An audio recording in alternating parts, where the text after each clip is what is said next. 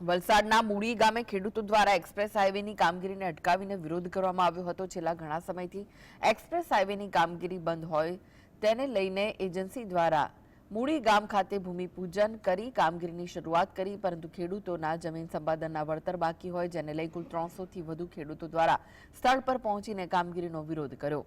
ખેડૂતોને જ્યાં સુધી વળતર ન મળે ત્યાં સુધી કામગીરી ન કરવા દેવા માંગ કરી હતી।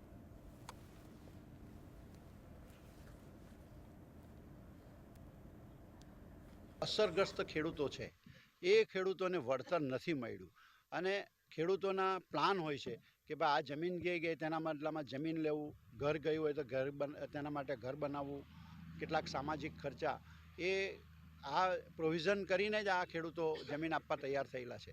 એ પરિપૂર્ણ થતી નથી એટલે જ્યાં સુધી વળતર તમામે તમામ ચૂકવાઈ નહીં જાય ત્યાં સુધી ખેડૂતોનો આ સામૂહિક વિરોધ છે।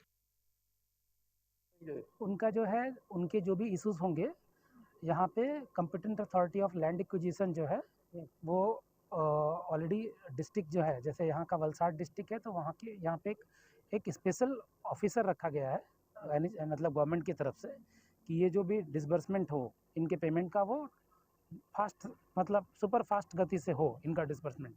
तो इनको यदि कोई भी दिक्कत हो तो ये जाके काला साहब से अप्रोच कर सकते हैं। વાળા જે ભૂમિપૂજન કરવા માગો છો એ લેન્ડના પેમેન્ટ ચૂકવાયેલું નથી ને એ લોકો ફક્ત એમ કહેવા માગ્યો છે અમારે ખાલી ભૂમિપૂજન જ કરવું છે। અમારા ગામમાં આદિવાસી વિસ્તારના અસરગ્રસ્તો લગભગ અમારું 50થી 60 ઘરો છે। એ લોકોનું હજુ આજની તારીખમાં રહેવા માટે રહેણાંકની જગ્યાનું કોઈ સેટલમેન્ટ સરકારે કર્યું નથી। એ લોકોનું સેટલમેન્ટ થવું